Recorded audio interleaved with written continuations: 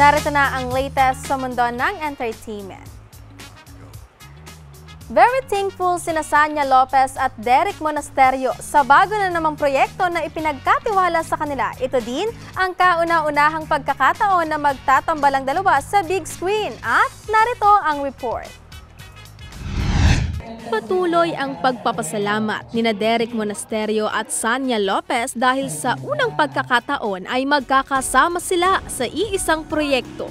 Ang kanilang pelikula ay inihandog ng Regal Entertainment. Ayon sa dalawa, ito ang isa sa mga katuparan ng kanilang pangarap. At bukod sa bagong challenge, kinikilala nila itong isa na namang achievement sa kanilang career sa show business. This is my first project sa kanila, so talagang I feel happy na may tiwala sila sa akin. Malaki yung nakataya sa akin and talagang nirisk nila for me. Ipapakita ng naturang pelikula kung mayroon ba talagang limitasyon sa pag-ibig, kung ano at kung hanggang saan ang kayang ibigay ng isang tao, alang-alang sa kanilang pagmamahalan, kahit na ilang ulit na itong nasaktan. Tungkol ito sa dating magkasintahan na nagkalayo at muling nagkita. My character's name is Jake. Ako rito yung love interest ni Ellie, which is si Sanya. Yung character ko is very liberated kasi lumaki akong amboy. Very carefree, very intense pagdating sa pagmamahal. And jealous type, pero pag nagmahal ako, siya lang. Partly, parang nakaka-relate ako dun sa buhay niya. Siyempre, medyo exempt natin yung mga ibang bagay, pero nakaka-relate ako sila pa kaya. 'Di ba?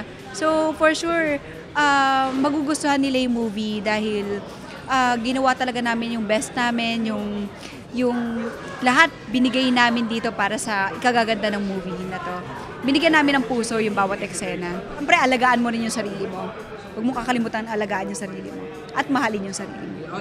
Makakasama din sa pelikula sina Juancho Trevino at Ashley Ortega na mula sa direksyon ni Connie Macatuno. Ito ang pangalawang mainstream film ni Direk Connie pagkatapos ng kanyang Mama's Girl ngayong taon. Name po ng character ko dito si Mira. Ako po yung best friend ni Ellie, nagagampanan ni Sanya. Bale, ako yung mag-guide kay Sanya when it comes to love. Ako nagpo-push sa kanya sa pag-ibig. Ako nag-guide sa kanya kung ano yung tamang gawin, kung ano yung maling gawin. So, bale, parang magkapatid na rin kami doon. Ang role ko dito po ay ako yung ex-boyfriend rin ni Sanya Lopez. And magiging pivotal yung role ko because of many things na kailangan mapanood niya sa October 10. Masisilayan na sa big screen ang pelikula simula sa October 10 nationwide. Suportahan niyo po at sigurado kung makaka-relate kayo sa bawat eksena dahil punong-puno ng aral at punong-puno ng pagmamahal ang bawat eksena namin dito. Sa October 10 na po ang simula ng Wild and Free, pero meron po kaming premiere night sa SM Mega Mall, 7 PM po yan.